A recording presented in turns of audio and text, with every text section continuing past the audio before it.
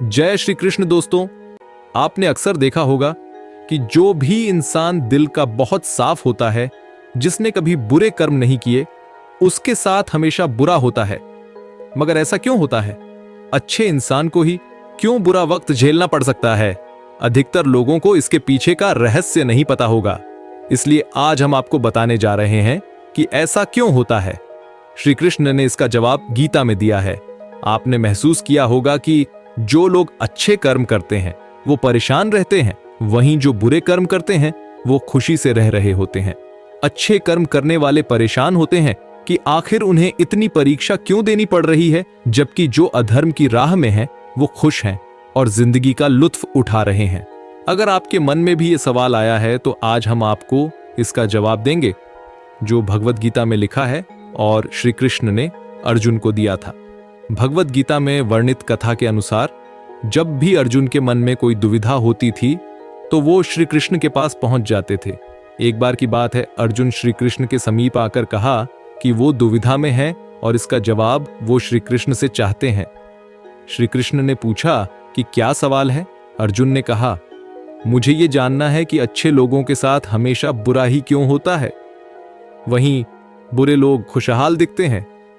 अर्जुन के मुंह से ऐसी बातें सुनकर श्री कृष्ण मुस्कुराए और कहा, मनुष्य जैसा सोचता है और महसूस करता है वैसा कुछ नहीं होता है, बल्कि अज्ञानता की वजह से वो सच्चाई नहीं समझ पाता है। अर्जुन उनकी ये बात समझ नहीं पाए। इसके बाद श्री कृष्ण ने क्या कहा वो जानते हैं। श्री कृष्ण ने अर्जुन से कहा, पार्थ, मैं तुम्हें एक कथा सुनाता हूं, उसे सुनकर तुम समझ जाओगे कि हर प्राणी को उसके कर्म के हिसाब से ही फल मिलता है। प्रकृति हर किसी को अपनी राह चुनने का मौका देती है। अब वो मनुष्य की इच्छा पर निर्भर करता है कि उसे धर्म की राह चुननी है या अधर्म की। कथा शुरू करते हुए श्री कृष्ण ने कहा, एक नगर में दो पुरुष रहा करते थे। एक पुरुष व्यापारी था जिसके जीवन में धर्म की बहुत महत्ता थी। वो पूजा पाठ में यकीन रखता था।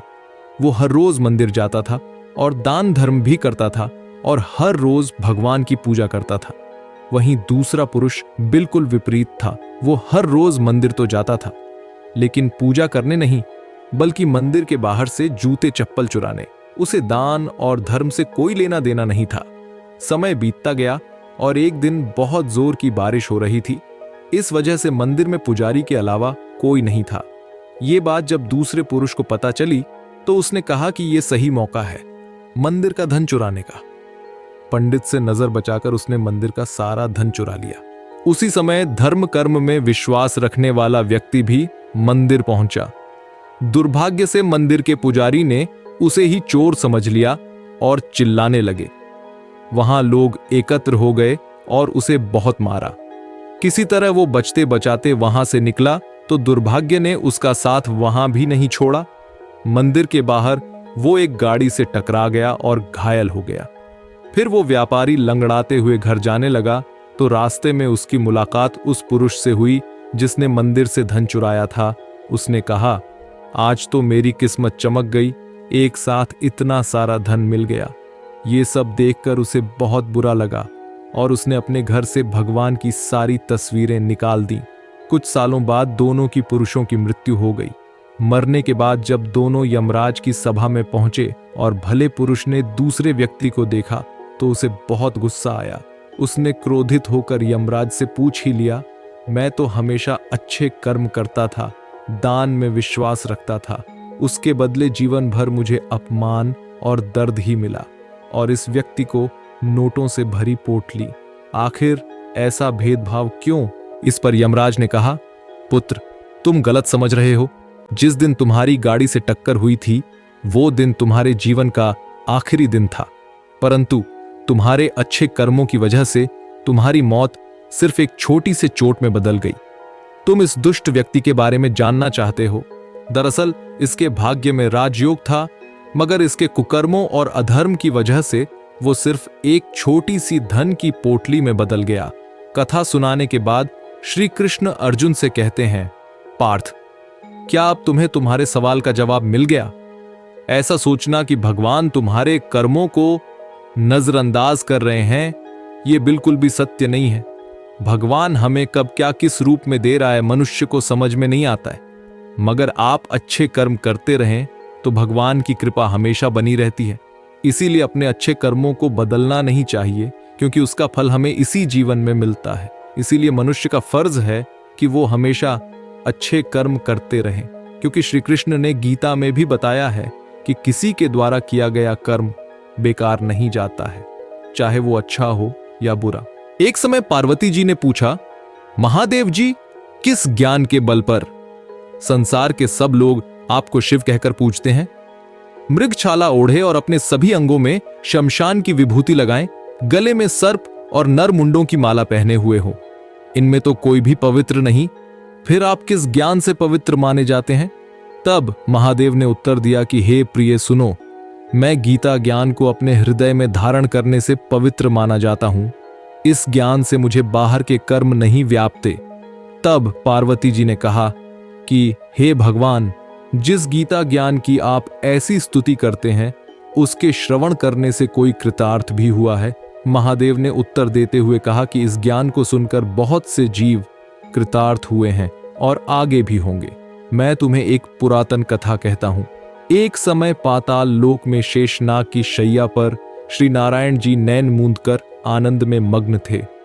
उस वक्त भगवान के चरण दबाते हुए लक्ष्मी जी ने पूछा, हे प्रभु, निद्रा और आलस्य तो उन पुरुषों को व्यापता है जो जीव तामसी होते हैं, फिर आप तो तीनों गुणों से अतीत हो, आप तो वासुदेव हो, आप जो नेत्र मूंद रहे हो, इससे मुझके बड़ा आश्चर्य है। नारायण जी ने उत्तर देते हुए कहा, हे लक्ष्मी, मुझको निद्रा आलस्य नहीं व्यापता।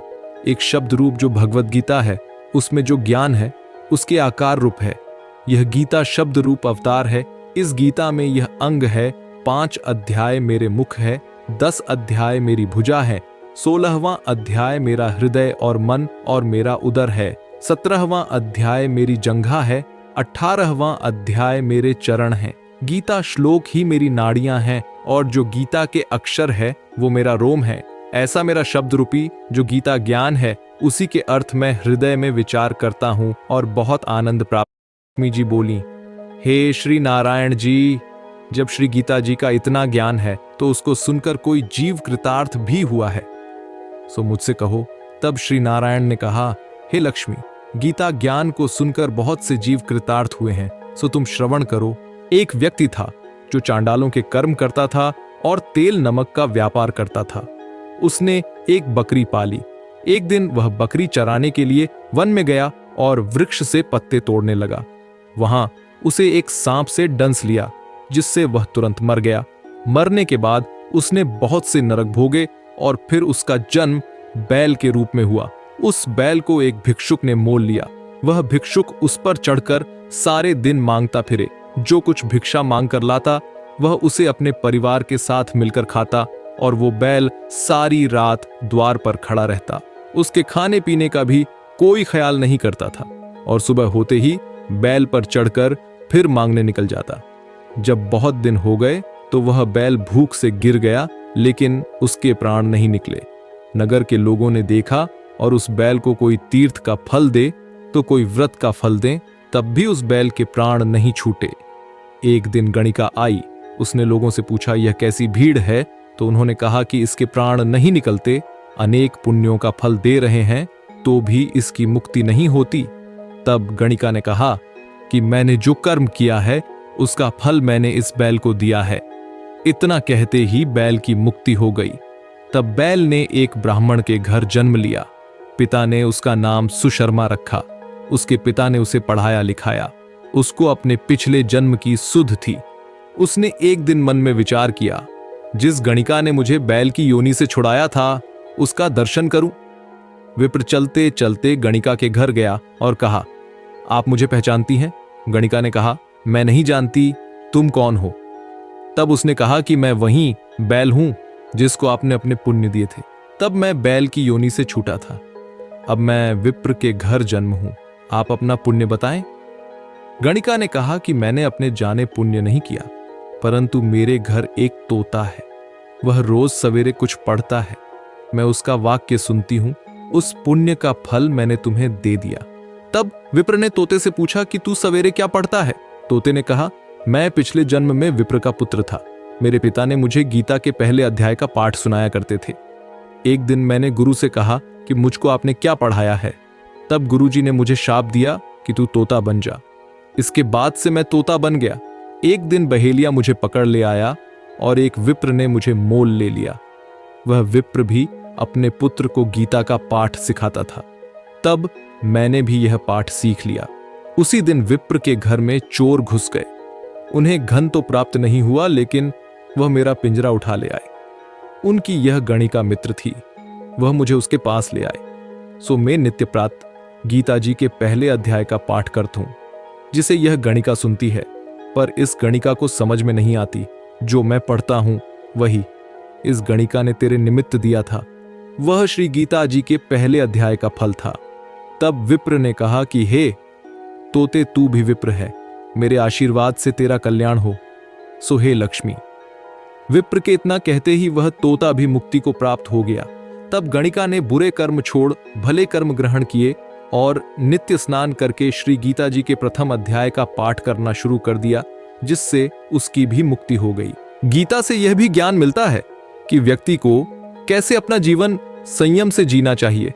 मनुष्य को अपनी बोली, खाना, सोना, इन सभी में संयम बरतना चाहिए। तभी आप एक संतुलित जीवन जी पाएंगे।